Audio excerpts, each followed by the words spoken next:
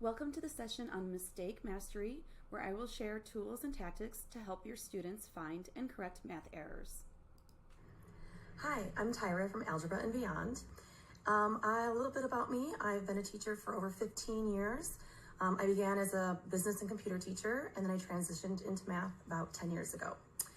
I'm also a blogger and curriculum designer. I've been doing that for almost 8 years.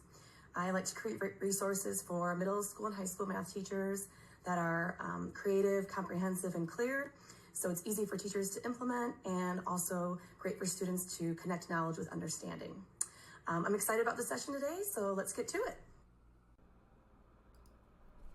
All right, before we start, you may want to download the handouts for this session. They include an outline of the strategies that I discussed throughout the session, a partner check template that you can edit and use in your classroom. It'll be an activity that I discuss later. And then 3 pre-made sample activities that I discuss that you can just print and go and use right away in your classroom. And they're all various levels of grade levels. All right.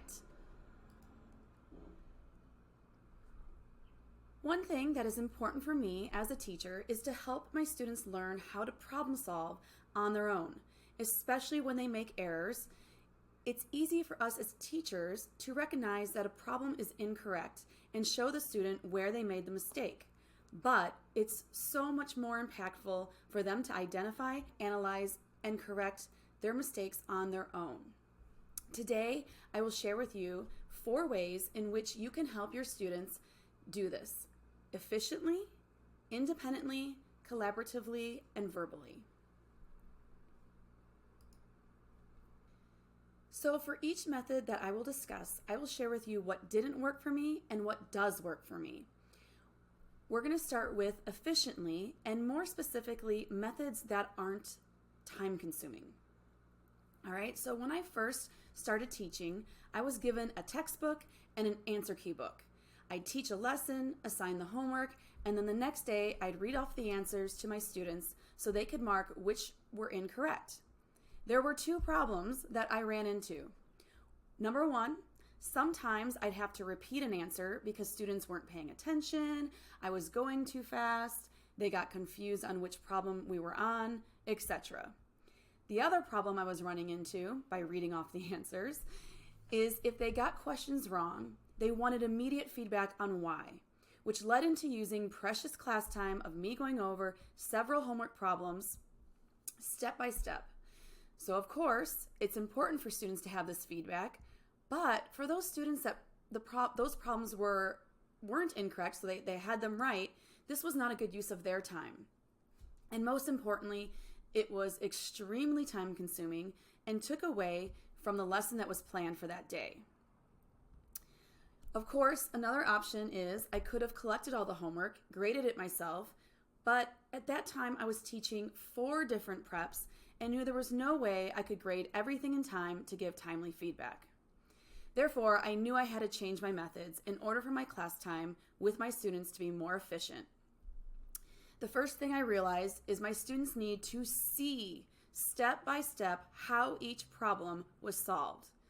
This solved so many of my issues. You can see here that I've demonstrated what it would look like. I would project it on the board, and so they can see step by step how the problem should be solved.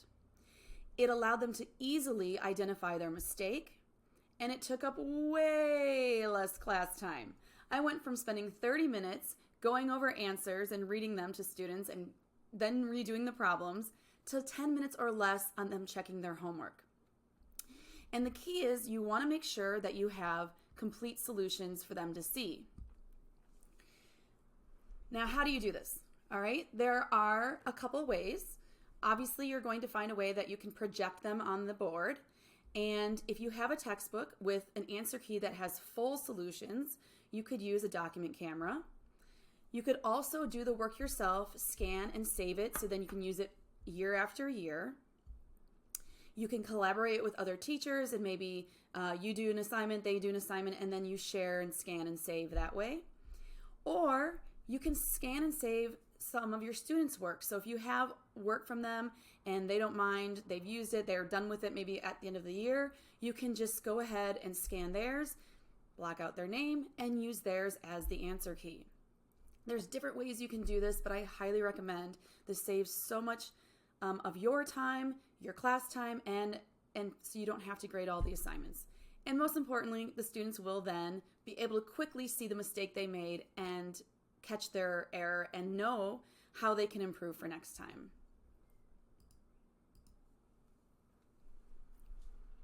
The next one I want to discuss is independently. This is for when students are going to work on their own in class. I was noticing that when students had time in class to work on assignments, but didn't have a way to immediately know if their answer was correct, they were less engaged. So they would rush to finish, ask to work on something else, or say they do it at home or do it later. Plus, without the confirmation of knowing that their answers were correct as they progressed through the assignment, they would make errors and sometimes repeat the same error because they just didn't understand it in the first time. And then you always have those students that want you to check every single answer after they've completed it, which hinders teachers from going around the classroom to help students. So the two strategies that help with students getting immediate feedback on whether their answer is correct, besides me telling them, is teaching them how to check their answers, either algebraically or with a calculator. So you can see here in this slide where I've had an assignment. They have the problem on the left, and then I have check on the right, so I leave extra room for them to algebraically confirm that their answer is correct. So when you make assignments or you have activities, you could leave extra space for them or give them another sheet where this is your check your worksheet. Okay, so that is just an example on this slide. Here I explain different ways you can do this algebraically. So for example, substitution is to determine if it's true. So you can substitute your answer back in to the equation. It works for inequalities and functions. So that is one way algebraically. Another one is if there's different methods in how they can solve a problem. For example, systems of equations, you could have them do it in substitution and then have them do it with elimination. With quadratics, you could have them solve using factoring and then use the quadratic formula and then compare their answers. Also, I love using synthetic division and long division for polynomials and comparing the answers and seeing the methods so they know if their answers are the same using two different methods, then most likely that is the correct answer. We also can do inverse operations. So when we're doing division, then you can use the numbers and do multiplication to undo it and see if it worked. And one of the ones I think we forget about a lot is having the student ask, is this a reasonable answer? I was working with my daughter the other day and she was doing addition and her answer was smaller than what the two numbers she started with. So I asked her, I said, how would this make sense as an answer? How can you have a smaller number when you're from what you started with when you're doing addition? So kind of asking your students to ask themselves, would this even make sense? And then, of course, I love showing the students how to check their work using a calculator. There are many ways they can confirm their answer using the calculator. Obviously, after they show all their work and do everything, we don't want the calculator to do the work for them, but there are ways that they can then confirm their answer. For example, when they simplify fractions, they can enter the fraction in the calculator that they started with and then enter in their simplified one, and the decimal should be the same.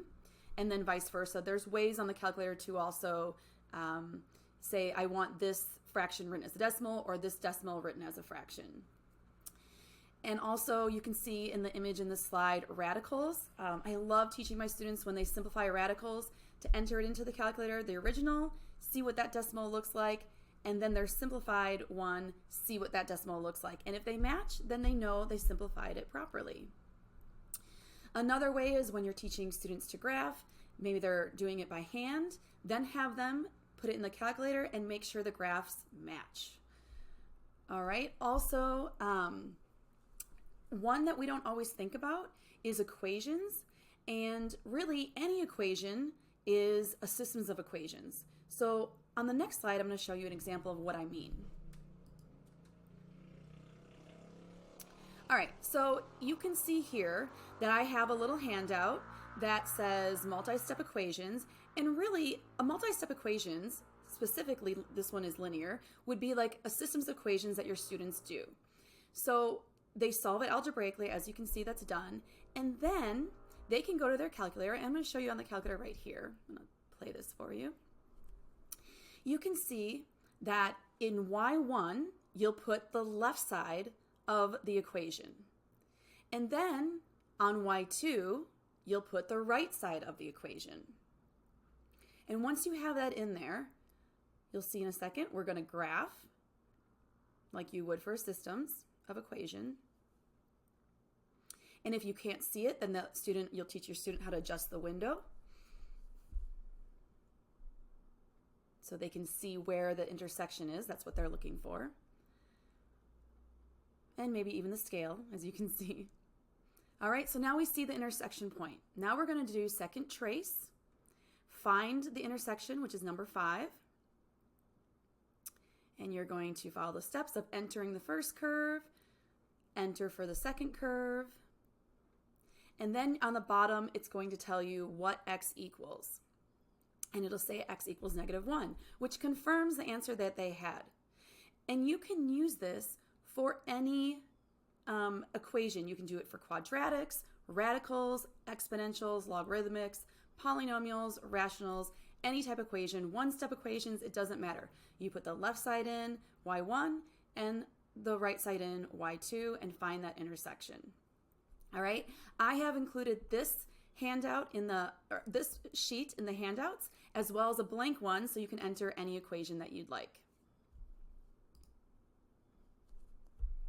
All right, the next way I want to talk about how students can identify mistakes is when they work collaboratively with their classmates. All right, in the past, I would give activities to my students to review different math topics, basically to make math fun.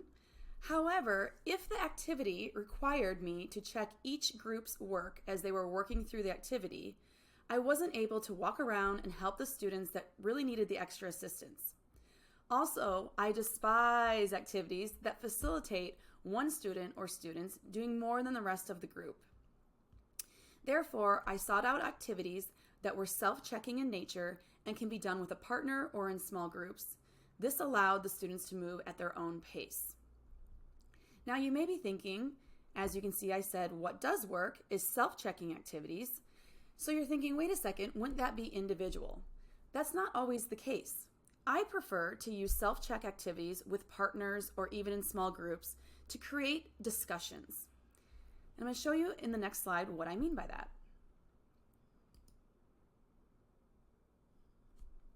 All right, here are some examples.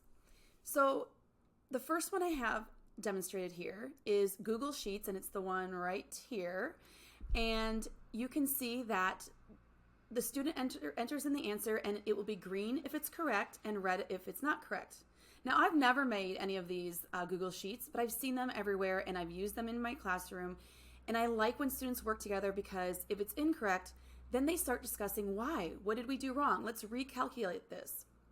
So even though sometimes it's meant for individual, this type of activity can create really good discussions among students.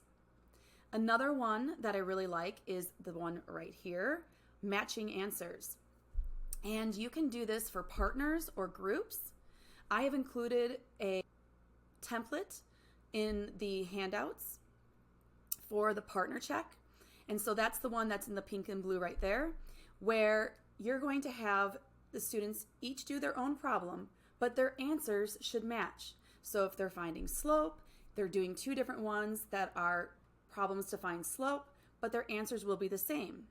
Now, if their answers aren't the same, this is a way for them to, again, have a discussion about where's the mistake, who made the mistake, let's each redo it. Or the other student that is sure that they may have gotten it right will then look at their partners and help them understand what was incorrect.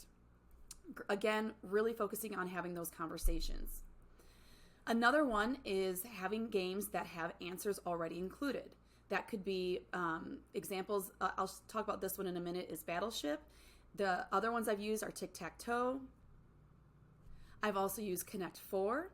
So the one I have on display here is Battleship, and an example of games with answers is when you play this game, in this situation, the opponent has the answers. So if I'm doing some work and I get my answer, I tell my opponent what my answer is, and they look at that space to see if it's correct. Now, if it's not correct, that gives me a signal that I did something wrong. I don't get it marked off, but I have the opportunity to do it again, which would be the same, like I said, for Tic-Tac-Toe or Connect 4. The answers are there, so if it doesn't match or it's not right, it gives the student an opportunity to reflect and try to understand where their mistake was. So it's that immediate feedback that really helps them know if they're correct. And sometimes students are really nice and they will help each other out to figure out, what did I do wrong? Okay. The last one that I have as an example, and there are other ones out there. These are just a few I wanted to give you so you have some ideas. The other one is QR codes. Again, I like doing this in groups, so they're working on it collaboratively, they're discussing it, and they're like, okay, I think we have the answer, let's see what it is. If it doesn't match, again, they can go back and create those discussions again about what is wrong, how can we fix this, okay? This also gives you an opportunity to come around and see what their questions are and help them, but not feeling like you are the one having to go through your handout and finding the answer. Which one are you on? You know, they have that QR code to immediately find out themselves. All right, let's go on to the last strategy.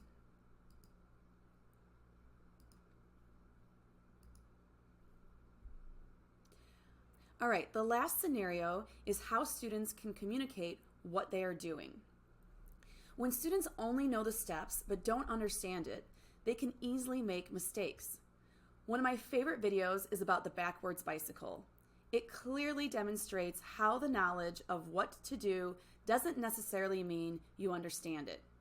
I've included this concept and the video in my blog post. You can find the link to it in handouts. All right. It is one of my favorite videos to show my students because it shows that sometimes we have the knowledge of what we're doing, but we really don't understand it. So I really think I really encourage you to watch it yourself and even show your students. It's really, really a really cool video. And then what does work? Opportunities for students to explain what they're doing. When they're able to express verbally what they're doing, or even written, or see something wrong and say, well, this is what's wrong, in error analysis, this really helps that communication and understanding process happen. I, again, want to show some examples of how students can communicate math. There are a couple ways in which I've done this. I've had students pick a review topic before the end of year exam, and they teach their classmates by making a video. They really enjoy it, and the students have videos then they can use of each other's to review for the final exam. You can see one of the video samples here. I've sped it up a little bit just so you guys can see kind of more than just a few seconds. But it's a way for you can see they're showing, they're verbally writing what's going on, and then they share it with their classmates so they can review for the final exam. Each student works with a partner or on their own, and then we put all the videos on a site so they can click on the review topics they need to review for the final. It's a great way for students to really express themselves artistically and also that they really do understand the topics. Another method I've used is error analysis. Again, all the examples I've given today, you can create your own. You can find them out on online anywhere. Of course, there are obviously going to be ones that are purchased or for free, but I just wanted to give some different ideas of examples for everything that we discussed today. So for example, error analysis is where you would give them an example of something that's incorrect, and they would have to figure out what is incorrect and why, and explain it to you or to their partner or within their group. Okay, so that is a really powerful way to have them communicate the error. Another one that I really like doing is a partner exchange. The example I have here right below me is where I kind of have it where they're texting back and forth. I have a problem already set up. One student will verbally say, this is the steps. The next student then will do what the student said, and then they pass it back and forth to each other. You can also have the student just do it on their own, but I kind of like that little partner dynamic. It just creates a little more conversation amongst students as well. But there's other ways to do it. You could just simply give them a problem, and one student does the first step, then they pass it to their partner, they do the next step, and then they pass it back and forth, which again creates some conversations of, wait, maybe they caught a mistake they did, or maybe the student didn't understand what they did, and this allows them to really problem solve together. And the last example I have is when you do projects in your classroom, making sure you're always adding that analytical questions at the end. So they're not just doing the math and the projects and making some kind of beautiful creation of something and not having some extra thought of why did this work? Why do we do this? How does this make sense? So adding that extra piece to projects really will as well help them really understand any mistake or errors that they made, because again, it might be that question of, does this even make sense? And it requires the students to explain the results and their processes.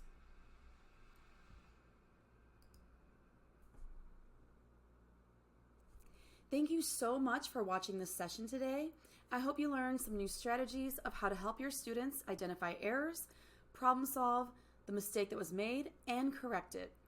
Remember to download the handouts that include the outline of this session, partner check template that you can use in your own classroom by editing and creating those problems that will have matching answers, and then the 3 sample activities seen in the session, which was Battle My Math Ship, the texting one, and also the calculator sheet where it teaches them how to find the answer on the calculator. Feel free to contact me via email if you have any questions about anything I shared in this session today. You can also visit my website to find more math ideas. I hope you have a wonderful day.